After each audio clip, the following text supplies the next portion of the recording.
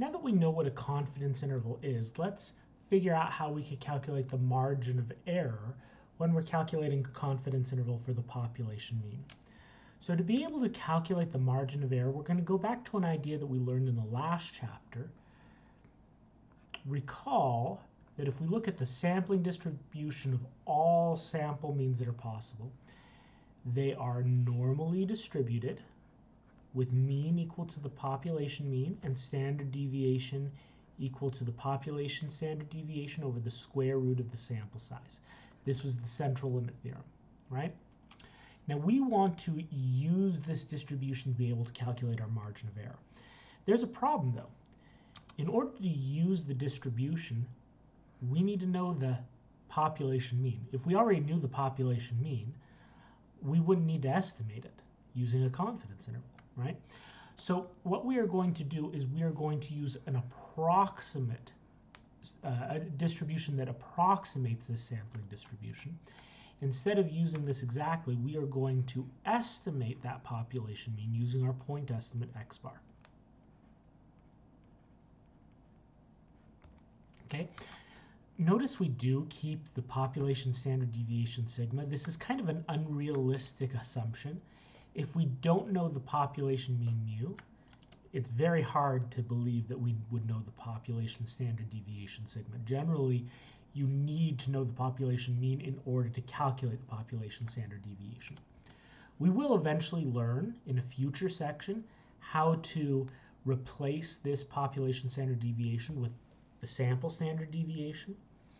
But it turns out that simply replacing it, replacing the population standard deviation with the sample standard deviation is a little more complicated than replacing the population mean with the sample mean.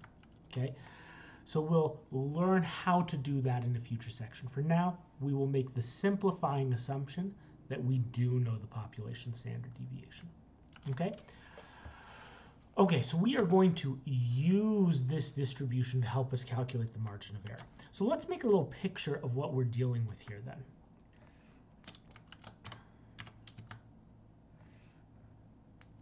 So if we have that normal distribution, we have a bell curve.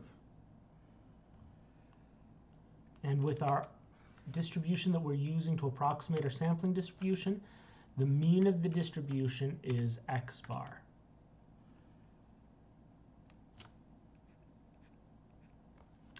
And so the idea here is that we would want to construct an interval around x bar so that we have x bar plus my margin of error and x bar minus the margin of error, so that the region in between here, the region in between has area equal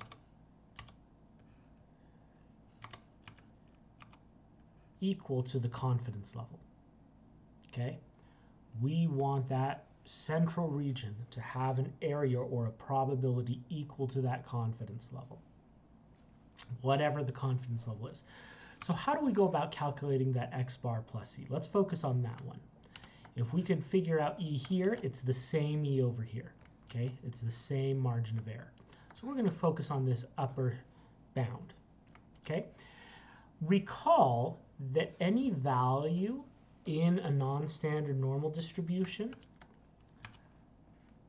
so this x bar plus e is a value in this non-standard normal distribution, we can represent it as the mean of the distribution plus some z-score times the standard deviation, or in this case, the standard error.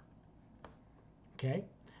Which means if we cancel x bar from both sides, we can represent the margin of error as some z-score times the standard error of the distribution. Okay?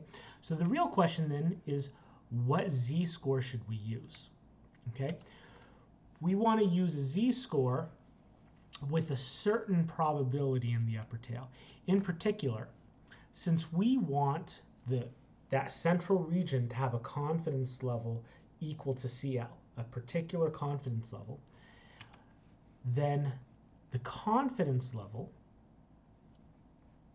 the confidence level, plus the remaining probability. This alpha represents the probability that the mean is not in our confidence interval. So probability that mu is not in the interval.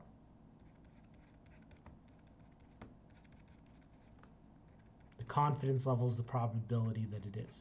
So if we put those together, we get 1 or 100%, right? Either the mean's in the confidence interval or it's not. So if we put those two things together, it's equal to 1, which means alpha,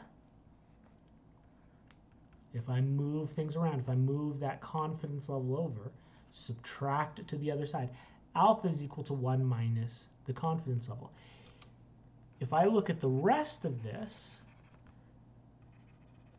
that must be equal to alpha, right?